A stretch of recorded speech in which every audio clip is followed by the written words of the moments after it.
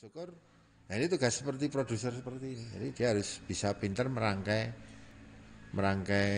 suatu gerakan yang itu melibatkan banyak sekali partisipan. Kita sejak tahun 90-an sampai kemarin ya terakhir kita banyak melakukan gerakan-gerakan kebangsaan di Jogja ini. Ya, itu memang tujuannya ya untuk itu, merajut persatuan dan kesatuan. Kita menggandeng TNI Polri, menggandeng ormas, baik ormas yang mainstream maupun tidak mainstream. Yang mainstream itu kan ya seperti ormas-ormas yang sudah punya nama ya, sudah dikenal. Bahkan atau ormas, termasuk ormas yang mungkin dia hanya ada di Jogja. Komunitas-komunitas, itu kita ajak. Anak pelajar, kemudian kelompok seni tradisi, itu selalu kita oplos. Waktu kemarin kita bikin pawai Nusantara Bersatu, itu juga ada gerobak sapi, ada mersing band, ada bergodo, ada TNI Polri, ada kelompok dansa ibu-ibu, ada dansa ibu-ibu. ada bakul apa jamu gendong. Nggih. Jadi itu harus seperti itu harus jeli kita. Karena tujuannya apa? Ya untuk supaya nyawiji. Supaya persatuan dan kesatuan itu tetap lestari. Jogja ini penting untuk terus menyuarakan sentimen kebangsaan karena salah satu simpul penting persatuan NKRI ini ya Jogja. Ya.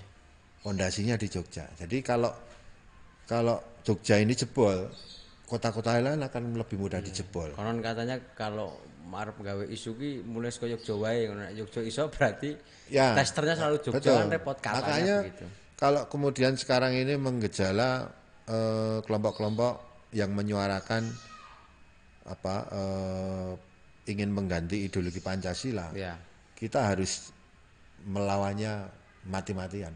Karena Indonesia ini yang bisa mempersatukan dari Sabang sampai Merauke, dari Miangas sampai Pulau Rote ya hanya Pancasila. Ya. Karena apa? Kita itu multikultur, Yes. multi agama, multi etnis, multi bahasa. Ya, yang paling anu kan multikultur. Ya, multikultur itu yang paling Ya, banyak. subkulturnya kan banyak sekali. Sukunya ada ratusan, bahasanya kalau bahasa daerahnya ribuan. Itu hanya bisa disatukan oleh Pancasila. Amerika yang katanya sebagai negara, Center of Democracy ya itu aja kobol-kobol kok menghadapi isu rasisme. yang kemarin itu ya, Pak. Betul, ketimpangan sosial. Nah, kita jangan sampai seperti itu. Sentimen Cina non Cina, Jawa non Jawa, terus Muslim non Muslim itu harus kita kubur jauh-jauh, harus kita buang karena itu kontraproduktif terhadap NKRI. Justru sekarang saatnya kita bersatu, saatnya kita saling mengembangkan toleransi,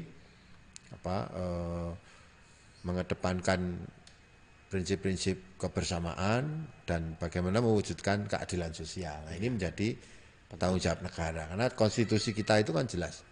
Kita punya konstitusi yang di situ memuat 4 tujuan negara ini berdiri. Yes. Ya, mencerdaskan kehidupan bangsa, memajukan kesejahteraan umum, melindungi segenap tumpah darah, dan melaksanakan ketertiban dunia. Ya ini tujuan ini harus terus kita gaungkan. 4 tujuan negara ini karena 4 tujuan negara dengan dilandasi Pancasila. Wah itu kuat banget. Dengan semangat merah putih, Bhinneka Tunggal Ika. Itu Pak Produser. Jadi ya memang ya sebagai sampel yang paling cukup mengerikan adalah kasus rasisme di Amerika kemarin. Ya mungkin kalau kita, saya nggak tahu apakah kita akan bertahan ketika diajar rasisme, tapi saya pikir tetap enggak sih. Saya percaya kita masih, karena kita orang timur ya, relasi sosialnya masih dekat, kohesinya dibangun dari kebudayaan dan lain sebagainya. Peran pemerintah bagaimana mempersatukan relasi sosial antar golongan juga cukup baik. Jogja saya pikir baik. Saya pernah ngobrol dengan ketua IKPMD dulu, Ikatan Keluarga Mahasiswa Pelajar yang ada di Jogja itu loh Mas. Itu juga mereka membuat acara-acara yang sifatnya gelar budaya Nusantara, gelar sastra Nusantara. Itu penting. Karena kalau di Amerika kan udah individualis, Bro. Di sana itu udah individual, kita itu masih punya gotong royong loh, masih punya gotong royong, masih punya rasa peduli beda. Kita kan orang timur. Nah, mereka orang barat tuh ya udah individualis Pak Produs gitu loh. Nah, ya, tapi Jogja keren ya Omnya, pergerakan mahasiswa terus komunitas-komunitas mahasiswa itu pemersatunya selama ini tuh selalu dibungkus dengan budaya, bagaimana mempersatukan. Betul. Jadi memang yang pengalaman saya nggak bisa cerita Sekarang ya, pengalaman kami dalam membuat gerakan sosial itu selalu menggunakan bahasa budaya. Karena itu akan lebih mudah ditangkap masyarakat. okay. Dan media juga akan lebih suka. Selalu kemasan budaya itu kita pakai. Baik mungkin dari sisi artifisial ya, dari sisi kostum, performance, atau dari sisi narasi konten. Dan hal-hal yang lucu, yang unik, yang itu kalau kita usahakan itu selalu berubah-ubah setiap aksi. Jadi unsur kebaruan itu selalu ada. Ya dulu waktu, saya ingat persis waktu demo-demo ya, orang demo itu kan selalu tujuannya kantor pemerintah. Entah itu kantor presiden, kantor gubernur, bupati, atau mungkin kantor polisi, kantor tentara, memprotes tentang ketidakadilan. Waktu itu Jogja kita berpikir, kalau kita demo ke DPRD, itu bukan berita. Kita demo ke kantor gubernur, bukan berita. Umum. Akhirnya kita mengadu kemana? Yang pasti akan menjadi berita dan menarik perhatian masyarakat. Kita mengadu ke kebun binatang. Jadi kita ke kebun binatang Kembara Loko, bawa poster, atau mengadu kepada orang hutan, macan, gajah. Karena apa? Karena waktu zaman Orde Baru hukumnya adalah hukum rimba. Jadi ya sudah pada tempatnya kalau kita mengadu kepada Raja Rimba. Nah, itu loh. Itu terjadi waktu itu Jadi apa? Seperti itu yang terus kita demo, kita harus ada percepatan untuk demo. Hanya waktu 2 jam kita siapkan. Ya, wah caranya piye? Kita kelompok-kelompok orang ribuan juga nggak mungkin. Kita hanya punya waktu 2 jam. Akhirnya waktu itu kan lagi rame-ramenya bom buku. Jadi kantor LSM dikirimi bom buku. Ya mbah kuwi bom tenan apa bom hoak ra ngerti, tapi waktu itu media cukup santer. Nah, kita tumpangi isu bom buku itu. Akhirnya kita ngumpulin buku-buku sejarah tentang Jogja, kita paketin, kita kirim ke kantor pos. Kekirim ke presiden supaya presiden belajar sejarah Jogja. Waktu itu Pak SBY. Nah, itu kita tumpangi. Waktu ngutik-ngutik gitu ya. Waktu tentang keistimewaan. Loh. Aksi hanya ber-15 orang, paitan 32.000 muncul di headline semua media. Termasuk media-media nasional. Artinya apa? Kita harus jeli memanfaatkan metode aksi itu penting. Jadi kalau kita bisa aksi 10 orang dan opininya maksimal, ngapain kita harus aksi 1.000 orang? Iya, Pak ya. Kan capek. Ngelola wong 1.000 ki luwih angel banget wong 10. Nah, itu energi kita juga habis kan. Karena kita tahu si perjuangan keistimewaan itu kita mulai tahun bulan Agustus 98. Gerakan keistimewaan pertama itu Agustus 98. Karena apa? Waktu itu habis reformasi kan. Mei Pak Harto lengser. Nah, habis Pak Harto lengser itu Mei 98, Mei, Juni, Juli, Agustus, menjelang 17 Agustus itu mulai demo besar di Jogja untuk meminta negara segera melantik Sri Sultan Hamengkubuwono X. Karena itu kan beliau kan digantung zaman Pak Harto. Ya. Jadi kita habis 9 itu surut, meninggal tahun 88, tahun 89 habis 10 naik tahta. Itu mestinya setelah naik tahta beliau dijadikan sebagai gubernur. Tapi kan sama Pak Harto ditahan 10 tahun.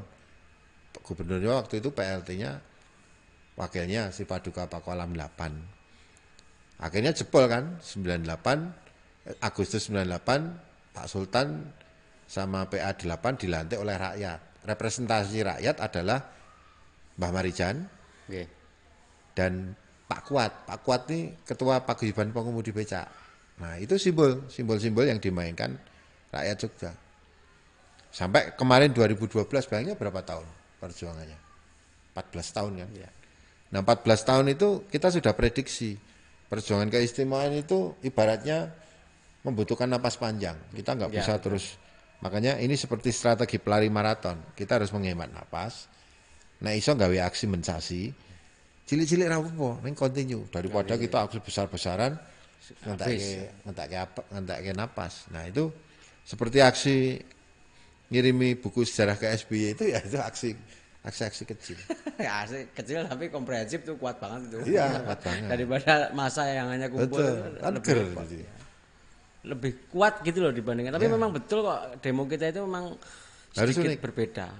Beda dengan kota-kota lain, maaf lah kayak Ya, gitu. dan Lebih Jogja itu cerdas. tidak pernah ada anarki, demonstrasi anarki itu tidak pernah. Kita tidak pernah melakukan demo rusuh, terus nggak pernah ya. Dalam arti dengan kesadaran kita, saya pun pribadi belum pernah mecahin atau bakar instalasi milik TNI atau Polri. Paling maksimal kita itu bakar menyan. Cilik banget ini nyanyi. Demo Bakar kita ban juga enggak. ya, ya demonya bakar menyan. Itulah Jogja. Jadi, kita tidak ngelemparnya tidak batu, ngelempar kembang. Jadi bahasa-bahasa itu ya. Jadi, itu yang kita artikulasikan. Termasuk ketika kita Mangayu Bagyo Daup Ageng, Royal Wedding 2 kali pernikahan putri Sodalem itu kan perhelatan aristokrasi ya. Kereta raja, putri raja, kuda putih, ya kan, Royal Wedding, itu kan tema-tema aristokrasi, tema-tema bangsawan. Itu kita melihat, kalau tema-tema bangsawan itu dibiarkan menjadi tema yang mandiri, itu bahaya. Karena kemiskinan Jogja tinggi, kesenjangan tinggi. Kesenjangan yang menimbulkan Makanya tema-tema aristokrasi itu harus diimbangi dengan tema-tema proletariat, tema-tema kerakyatan. Kita hadirkanlah namanya pesta rakyat, gerobak angkringan. Oh iya. Supaya narasi aristokrasi itu balance, imbang. Rakyat seneng, neng ya warak. Dan aristokrasi yang berjalan juga punya akar sosial yang dalam. Orang menjadi perhelatan yang elitis. Nah, itulah strategi kita untuk merawat kebersamaan Nyawiji di Yogyakarta. Luar biasa. Kita beralih